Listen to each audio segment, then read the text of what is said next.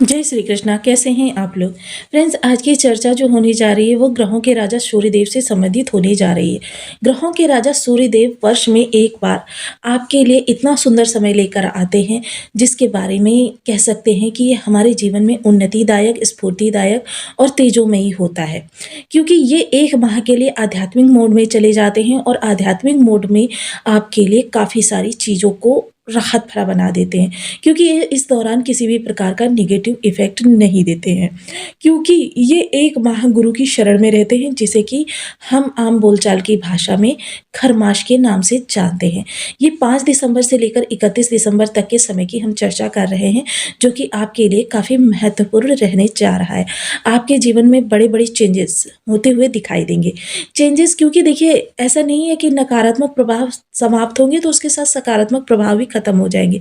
सिर्फ़ सकारात्मकता ही आपको प्राप्त होगी, क्योंकि ये आध्यात्मिक मोड में होंगे और आध्यात्मिक कोई भी हो, चाहे वो इंसान हो, मानव हो या देव-दानव कोई भी हो, जो आध्यात्मिक मोड में होता है वो सिर्फ़ अच्छा करता है, बुरे के बारे में सोचता भी नहीं है।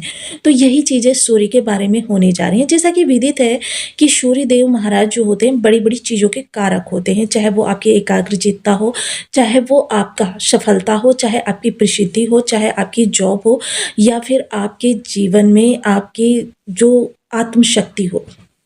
क्योंकि कॉन्फिडेंस के बिना तो किसी भी चीज़ को करना संभव ही नहीं है, जब तक आप स्वयं अपने मन में नहीं ठानते हैं कि हाँ, मुझको ये कार्य करना है और इस कार्य में सफलता प्राप्त करनी है, तब तक आपके जीवन में कुछ भी नहीं होना होता है।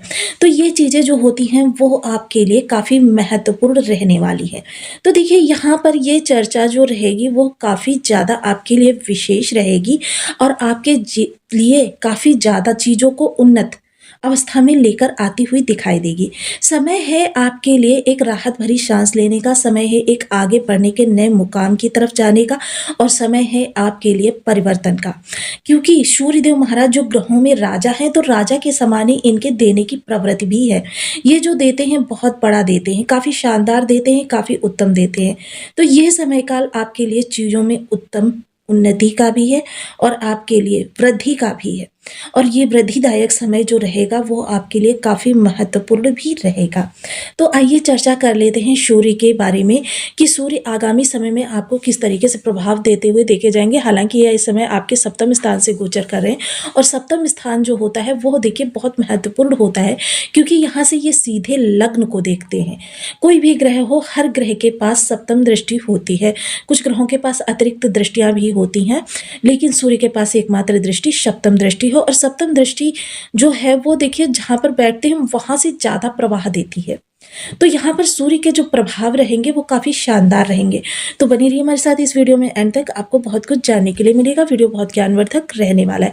यदि आपके लग्न में 2 नंबर बना हुआ है तो ये राशिफल आपके लिए है। यदि कुंडली में कहीं भी चंद्रमा के साथ 2 नंबर बना हुआ है तो ये राशिफल आपके लिए है। कुंडली ना होने की स्थिति में आप इसे नाम राशि से भी देख सकते हैं।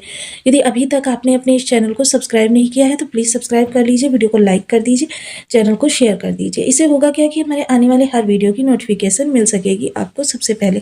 एक प्यार सा कमेंट करना बिल्कुल ना भूलें। कमेंट से हमें बहुत मोटिवेशन मिलता है, हौसला मिलता है और ये पता चलता है कि आप और क्या जानना चाहते हैं। तो यह समय जो रहेगा वो आपके लिए काफ़ी शानदार रहेगा, काफ़ी स्फूर्तिदायक रहेगा, क्योंकि सूर्यदेव महाराज इस समय आपके धनु राशि में जाने वाले हैं और धनु राशि में जाते ही ये खरमास का प्रारंभ कर देंगे। और सबसे बड़ी राहत की सांस तो ये रहेगी कि सूर्यदेव महाराज जब खर्म राशि में प्रवेश करेंगे वो आपके अष्टम भाव में पड़ती है। और अष्टम भाव किस चीज़ के लिए? हमारी विघ्न बाधाओं के लिए, अचानक होने वाली घटनाओं के लिए और हमारे जीवन में जो बाधाएं होती हैं उनके लिए होता है। यहाँ से आयु मृत्यु का भी विचार किया जाता है। थोड़ा सा आँखों रिलेटेड समस्याएं तो आपको फेस करनी पड़ सकती हैं, अन्यथा ये आपके लिए गोचर राहत भरा रहेगा। और इसीलिए कह सकते हैं कि यह राहत की सांस लेने का समय है कि आपका अष्टम भाव का जो आपके लिए त्रिक भाव का प्रभाव है वो कम हो जाएगा। लेकिन देखिए, जैसे बहुत तेज रफ्तार से चलती हुई गाड़ी को अगर एकदम से ब्रेक लगा दिया जाए तो वहाँ पर स्थिति किस प्रकार से होगी? अनियंत्रण उत्पन्न हो जाएगा, एक्सीडेंटल योग बन जाएंगे। तो उससे बचने के लिए क्या होता है कि धीरे धीरे गाड़ी में ब्रेक लगाया जाता है और जब ये धीरे धीरे गाड़ी में ब्रेक लगाया जाता है जिसकी वजह से उसकी रफ्तार धीरे धीरे कम होती है और जब रफ्तार कम होती है तो क्या होता है कि हमको काफ़ी ज़्यादा जो विषम परिस्थितियाँ होती हैं उनसे बचने का समय मिल जाता है। तो यहाँ पर आपके लिए सूर्यदेव सप्तम स्थान से गोचर कर रहे हैं, तो ये अभी से, क्योंकि धीरे-धीरे इनको देखिए खरमास में प्रवेश करना है, तो अभी से ये धीरे-धीरे थोड़ा-सा आध्यात्मिक मोड में आने जा रहे हैं। जैसा कि हम सभी लोग जानते हैं, ये आपके वृश्चिक राशि से गोचर कर रहे हैं। वृश्चिक राशि इनकी मित्र राशि है, क्योंकि ये सेनापति मंगल देव की राशि है। यहाँ पर ये अपनी जो क्षमा करें, नक्षत्र का परिवर्तन कर रहे हैं। नक्षत्र का परिवर्तन करके ये जा रहे हैं ज्येष्ठा नक्षत्र में। ज्येष्ठा नक्षत्र के स्वामी स्वयं मंगलदेव महाराज है, यानी कि दोनों ही तरीके से मंगलदेव इनको सपोर्ट कर रहे हैं। और मंगलदेव जब सपोर्ट करेंगे तो क्या होता है, क्योंकि मंगल और सूर्य दोनों क्रूर ग्रह हैं और इनको जो है आध्यात्मिक मोड में जाने में थोड़ा सा समय लगता है। जो इसका प्रथम नवमांश है वो धनु का नवमांश होगा। जब ये प्रथम नवमांश जो होगा वो धनु का नवमांश होगा, तो फिर से यहाँ पर देखिए धनु आ गई ना। देखिए एक लक्ष्य के लिए जो एक अग्रचित्ता चाहिए होती है वो तो होगा ही, लेकिन क्या होगा उसमें जो निगेटिव, जो आपके निरर्थक चीज़ें होंगी उनसे आपका माइंड हट जाएगा। ये सबसे ज़्यादा प्लस पॉइंट कहा जा सकता है। साथ ही साथ देखिए इस समय जब धनु नवमांश में जाएंगे तो इनके लिए वही चीज़ें हो जाएंगी कि ये अभी से धीरे धीरे धीरे धीरे आध्यात्मिक मोड में जा रहे हैं, यानी नेगेटिविटी इनकी जो भी है कम होनी चाहिए। जिनके बर्थ चार्ट में सूर्य बहुत ही ज़्यादा विषम अवस्था में बैठे हुए हैं उनके लिए भी यह समय काल बहुत ही राहत भरा रहेगा। उनके भी जीवन में इस समय सूर्य के प्रभाव से बहुत अच्छा प्रभाव होता हुआ देखा जाएगा। क्यों? सूर्य जब आध्यात्मिक मोड में चले जाएंगे तो निगेटिविटी खत्म हो जाएगी। निगेटिविटी खत्म हो जाएगी तो जो कार्य आप कर रहे हैं उनमें सफलता आपको प्राप्त हो जाएगी। मोस्टली क्या होता है, सफलता हमारी कई चरणों पर आधारित होती है। अब यह कार्य ही डिपेंड करता है, कार्य पर भी डिपेंड करता है कि वो सफलता किस चरण से आपको प्राप्त होने जा रही है। और इसका सबसे ज़्यादा श्रेय जाता है बर्थ चार्ट के सूर्य को, कि कितना ग्रह आपका वहाँ पर विषम अवस्था में बैठा हुआ है। अगर बहुत ज़्यादा विषम अवस्था में है तो मसलन आपके लिए सफलता बहुत देर में प्राप्त होगी, कई अटेम्प्ट करने के बाद में प्राप्त होगी। तो ये सारी चीज़ें फोकस करती हैं कि आपको सूर्य के प्रवाह को समझना होगा।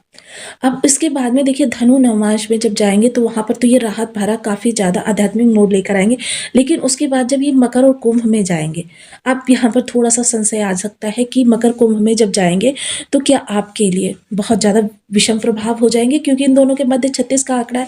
देखिए ग्रह आध्यात्मिक मोड में जा रहा है और आध्यात्मिक का मतलब ये है वो किसी का भी अहित नहीं करेगा, फिर पुत्र का किस तरीके से करेगा, क्योंकि मकर और कुंभ शनि देव की ही दोनों राशियां हैं जो कर्म और लाभ को दर्शाती हैं। अब मोस्टली इस समय पर भी आपके लिए शांति ही रहने वाली है और ये शांतिजनक जो आपके लिए स्थितियां उत्पन्न होंगी ये आपको बहुत ज़्यादा प्रभावशाली बनाने में, क्योंकि सूर्य देखिए आपकी प्रसिद्धि यानी आपका सोशल सर्कल को भी डिपेंड करती हैं। तो ये समय जो रहेगा वो जीवन में एक उन्नत स्थिति को दर्शाने के लिए और आपके जीवन में उन्नति को लाने के लिए भी जाना जाएगा।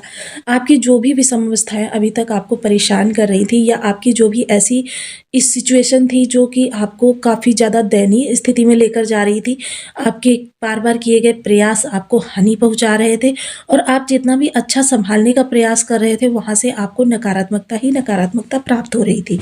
तो इन सभी चीज़ों से निपटने के लिए ये आपका जो समय काल रहने वाला है काफ़ी ज़्यादा रहने वाला है, क्योंकि 16 तारीख को सूर्यदेव अपना राशि परिवर्तन कर देंगे। तो ये जो पहले का ये समय रहेगा ये 11 दिन का, ये ज्येष्ठा नक्षत्र में सूर्य के प्रभाव जो हैं वो धीरे धीरे निगेटिविटी को कम करते हुए, और जब ये धनु राशि में जाएंगे तो एकदम से पूर्णतया निगेटिविटी समाप्त हो जाएगी। वहीं अब जब चतुर्थ नवमांश की चर्चा करें तो वो मीन का होगा। मीन के नवमांश में, मीन किस चीज़ की राशि है? मोक्ष की राशि है। मोक्ष यानी समस्याओं से समाधान। अब आपकी जो समस्याएं हैं उनका समाधान ढूंढने के लिए बहुत अच्छा समय है, यानी कि कितनी भी विषम परिस्थिति हो, कितने भी आपके लिए कठिन समस्या आपके सामने मुँह बाए खड़ी हो, आपको उसका हल ढूंढने में बिल्कुल भी देर नहीं लगने वाली है। ये आपके लिए बहुत ही उत्तम, उत्तम से उत्तम कह सकते हैं कि आपके लिए समय रहने वाला है, जो आपके जीवन में उन्नति, अवसर और प्रेरणा सब कुछ लेकर आने वाला है। लेकिन थोड़ा सा देखिए राजा का एक और स्वभाव भी होता है अहम। अगर इस अहम से आप बचे रहेंगे तो आपके लिए आगामी 1 से 1.5 माह, क्योंकि ये जो समय रहेगा 11 दिन इधर और 1 माह जो धनु राशि में, क्योंकि सूर्य एक निश्चित तिथि में ही अपना राशि परिवर्तन करते हैं और निश्चित तिथि में जब अपना राशि परिवर्तन करते हैं तो क्या होता है कि आपके लिए चीज़ें निश्चितता से अच्छी होती हैं। तो जितना ज़्यादा आप निश्चित स्थिति में या निश्चित होकर कार्य करेंगे उतना ज़्यादा सूर्य के अच्छे प्रभाव मिलेंगे और साथ ही साथ देखिए ये 1 से सवा महीने का जो समय रहेगा वो आपके लिए प्रेरणादायक, ऊर्जावान, स्फूर्तिदायक और तेजोमयी रहने वाला है। आपके हर कार्य का आपको लाभ मिलेगा और लेकिन क्या है कि थोड़ा-सा अहम से बचे रहिए।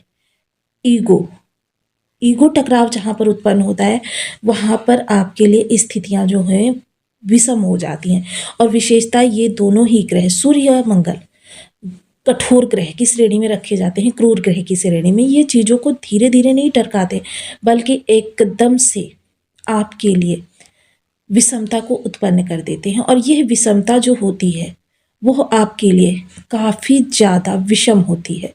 तो इस विषमता से समाप्त करने के लिए और सूर्य के प्रभावों को एनहांस करने के लिए यानी बढ़ाने के लिए थोड़ा-सा हम उपायों की भी शरण में जा सकते हैं, जिसमें से सर्वप्रथम ओम घृणी सूर्याय नमः इस बीज मंत्र का 1 माला, 2 माला, 5 माला, 7 माला, 11 माला का जप करते हुए आप रेगुलर संकल्प लीजिए।